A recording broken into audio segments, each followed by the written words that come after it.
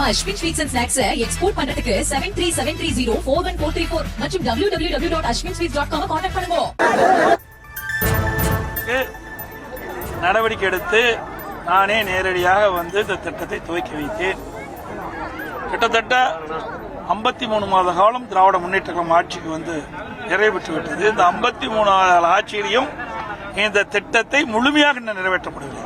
இப்பொழுது பார்த்தீங்கன்னா 59 ஏரிகளுக்கு தான் நீர் நிரப்பியிருக்கின்றார்கள். எஞ்சிய ஏரிகள் அத்தனையும் வறண்ட ஏரியாகத்தான் இருக்கின்றது. மேட்டூர் அணை நிரம்பி உபரி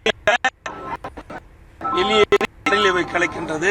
அந்த காலகட்டத்தில் 100 வறண்ட ஏரிகள் நிரப்புகின்ற திட்டம் என்ற அடிப்படையில் கொண்டாந்தோம்.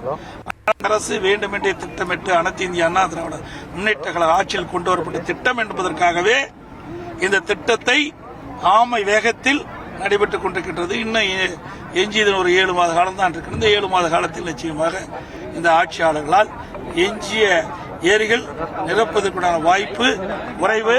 மீண்டும் அதிமுக ஆட்சி மலர்ந்தவுடன் இந்த நிரப்பப்படாத எஞ்சிய ஏரிகள் அனைத்தும் நிரப்பப்பட்டு நிலத்தடி நீர் உயர்ந்து விவசாயிகளுக்கு தேவையான நீர் கிடைக்கும், குடிப்பதற்கு தேவையான நீர் கிடைக்கும். இது பெரிய சோலை பகுதி நீங்க பார்க்கிறீங்க.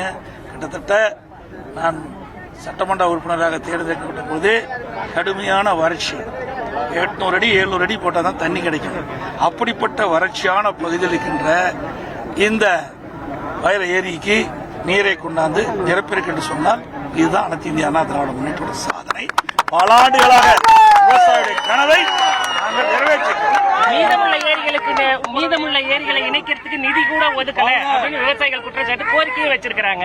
அதாவது ஏற்கனவே அனைத்து இந்திய அண்ணா திராவிட முன்னேற்ற கழக ஆட்சியில டெண்டர் விடப்பட்டு அதுக்கு உண்டான பணிகள்லாம் துவங்கி முதற்கட்டமாக 6 ஏரிகள் நிரப்புவதற்குண்டான நடவடிக்கை எடுத்து நானே வந்து நேரடியாக திறந்தேன்.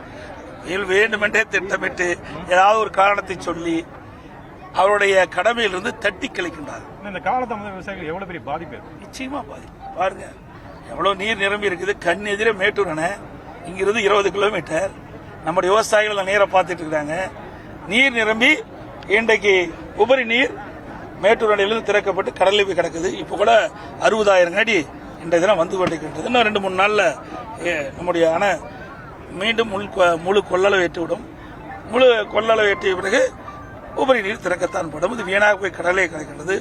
வேண்டுமென்றே திட்டமிட்டு இந்த அரசாங்கம் அனைத்து இந்திய அண்ணா திராவிட முன்னேற்ற கழக ஆட்சியில் கொண்டு வரப்பட்ட திட்டம் என்ற ஒரே காரணத்திற்காகவும் இந்த 4 சட்டமன்றமும் அனைத்து இந்திய அண்ணா திராவிட முன்னேற்ற கூட்டணி வெற்றி பெற்றிருக்கின்ற காரணத்தினால இதில் அவர்கள் அக்கறை செலுத்தவில்லை.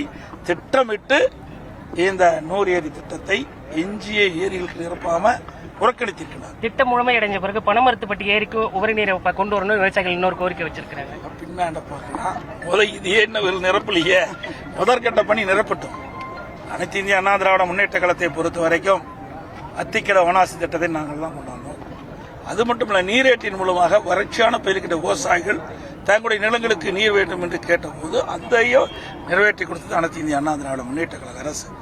இது விவசாயிகளுக்கு எந்தெந்த விதத்தில் உதவ முடியுமோ அந்த விதத்தில் உதவக்கூடிய அரசாக அதிமுக அரசு இருந்தது. தொடர்ந்து மக்களுடைய ஆதரவை பெற்று அடுத்த ஆண்டு நடைபெற்ற சட்டமன்ற தேர்தலில் வெற்றி பெற்று விவசாயிகளுக்கு எந்தெந்த விதத்தில் நன்மை செய்ய முடியுமோ அத்தனை வகையிலும் நன்மை செய்யும். அது மட்டுமல்ல, எங்கெங்கெல்லாம் நீர் வீணாக போய் கடலே கிடைக்கிறதோ அந்த நீரை எல்லாம் ஆங்காங்கே தடுப்பணை கட்டி நீரை தேக்கி நிலத்தடி நீரை உயர்த்தி குடிப்பதற்கு தேவை நீர், நம்முடைய விவசாயிகளுக்கு தேவை நீர் நிலத்தடியை உயர்த்தி கொடுப்போம். நீங்க பரப்புரைக்கு போற இடத்துல தாவேக்காவினர் வரவேற்பு கொடுக்கறாங்க, அதை பத்தி விருப்பப்பட்டு வந்து கொடுக்கறாங்க.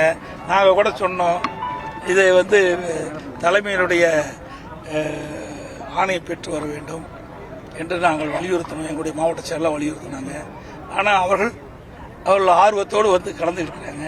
சில வேண்டுமென்றே திட்டமிட்டு எதிர்கட்சி சேர்ந்தவர்கள்லாம் விமர்சனம் செய்கிறாங்க. பொறுக்க முடியல அவர்களால். எப்பொழுது நாங்கள் பாரதிய ஜனதா கட்சியோட கூட்டணி வச்சோமோ அன்றையிலிருந்து இன்ற வரைக்கும் எங்களை பற்றி தான் விமர்சனம் செய்கிறார். நாங்கள் யாரோட கூட்டணி வைத்தால் இவர்களுக்கு என்ன கஷ்டமா இருக்குது. இவர்கள் திராவிட முன்னேற்ற கழக தலைமையிலே அமைக்கப்பட்டிருக்காங்க. திமுக, காங்கிரஸ், அதோட விடுதலை சிறுத்தை கட்சி, கம்யூனிஸ்ட் கட்சி, இப்படி பல கட்சிகள் அங்கே கூட்டணி வச்சிருக்குது. அந்த கட்சி தலைவர்களும் எங்களை பற்றி பேசுவதற்கு என்ன தகுதி இருக்குது? அனைத்து இந்திய அண்ணா திராவிட முன்னேற்ற கழகம் எங்களோட கூட்டணி சேர்க்கின்ற விரும்புகின்ற கட்சியோட நாங்க கூட்டணி வைக்கிறோம். அதுல ஒரு விமர்சனம் அவர்கள் பொறுக்க முடியல. ஏன்னா நாங்கள் கூட்டணி இல்லைன்னா அவர்களுக்கு எளிதா வரும்னு நினைக்கிறாங்க. அது ஒருபோதும் நடக்காது. இன்றைய தினம் நீங்க பாத்தீங்கன்னா இதுதான் சாதனை. இந்த வேற ஏரியை நிரப்பி இருக்கணும்ல. இப்படி சாதனை ஏதாவது இந்த ஆட்சியில் செஞ்சிருக்கிறாங்களா? செய்யாட்டி போகுது. அதிமுக ஆட்சியில் கொண்டு வரப்பட்ட திட்டத்தையாவது முழுமையா செயல்படுத்தி மக்களுக்கு நன்மை கிடைச்சிருக்கிறோம். அதுவும் இல்லையே. தாவேகா கூட்டணி சேர்ந்துட்டா பாஜகவை அதிமுக கழட்டி விட்டுருவாங்க. டிடிவி தினகரன் ஒரு கட்சி இதெல்லாம் ஒரு கேள்வி கேட்கலாமா? அவர் ஒரு கட்சி இல்ல, அவர் ஒரு விமர்சனம் முன் வச்சிருக்கிறாரு. நாங்க எங்க கட்சியே இன்னைக்கு 2 கோடி தொண்டர் உள்ள கட்சி. அதுக்கு தகுந்த மாதிரி கேள்வி கேட்க யாரோ பேசுறதுக்கெல்லாம் கேள்வி கேட்கறீங்க. தயவு செய்து கேள்வி ஏனென திட்டமிட்டு தவறான விமர்சனத்தை செஞ்சிட்டு இருக்காரு. அவர்களுக்கு யாராவது ஆதரிப்பார் என்று எதிர்பார்த்தார். அவர் நினைக்கிறது நடக்கல. அதனால இப்படிப்பட்ட வார்த்தையை கக்கி கொண்டிருக்கிறார். சார், அதாவது இந்த கூட்டணி வருமா அந்த கூட்டணி தேர்தல் வரும்போது தான் நாங்க ஏற்கனவே ஒவ்வொரு முறையும் நீங்க இப்ப 2019 நாடாளுமன்ற தேர்தல், 2021 சட்டமன்ற பொதுத் தேர்தல், 2024 நாடாளுமன்ற இந்த தேர்தல்லாம் பாருங்க. தேர்தல் அறிவிக்கப்பட்ட பிறகுதான் சில நேரத்தில் கூட்டணி வச்சிருக்கிறோம். சில நேரத்தில் தேர்தலுக்கு முன்பு ஒரு அறிவிப்புக்கு முன்பு கூட்டணி பேசி முடிச்சிருக்கிறோம். ஏன்னா அந்த கட்சி வளர்க்க வேணும். கூட்டணின்னு அமைச்சிட்டா அந்த கூட்டணிக்குள்ள ஒரு கட்டுப்பாடு வந்து, அதனால எங்க கூட்டணி சேர இருக்கின்ற கட்சிகள் எல்லாம் சுதந்திரமா செயல்பட்டு இருக்குது. திராவிட முன்னேற்ற கழக தலைமையில் அமைக்கப்பட்ட கூட்டணி எல்லாம் இன்றைக்கு அவர்கள் சுயமா செயல்பட முடியல, சுதந்திரமா செயல்பட முடியல. இன்னைக்கு காங்கிரஸ் கட்சி நீங்க பத்திரிகையில பார்த்தேன், பல பேர் எதிர்ப்பு குரல் கொடுக்க ஆரம்பிச்சிட்டாங்க. அடுத்த ஆண்டு நடைபெற்ற சட்டமன்ற கூட்டத்தில் எங்களுக்கு அதிகமான இடம் வேணும், ஆட்சியில் பங்கு வேணும் என்ற கோரிக்கையெல்லாம் வைக்க இன்றைக்கு பத்திரிகையில் வந்திருக்குது. ஆக அவர்களும் குரல் கொடுக்க ஆரம்பித்து விட்டார்கள். ஆக திராவிட முன்னேற்ற கழக தலைமையில் அமைக்கப்பட்ட கூட்டணி இப்பொழுது விரசல் ஏற்படுகின்ற சூழ்நிலை ஏற்பட்டுவிட்டது.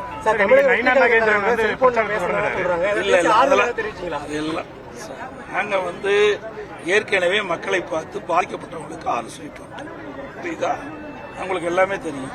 உடனே சம்பவம் நடந்த உடனடியாக எங்களுக்கு தகவல் கிடைத்து நான் சென்னையில் இருந்தேன். உடனே அன்றைய நைட்டே இரவே இங்கே அதிகாலை புறப்பட்டு கரூருக்கு போய் அந்த பாதிக்கப்பட்ட குடும்பத்தை சந்தித்து ஆறுதல் கொடுத்து அந்த இறந்தவர்களுக்கு இறுதி அஞ்சலி செலுத்திட்டு வந்திருக்கிறேன்.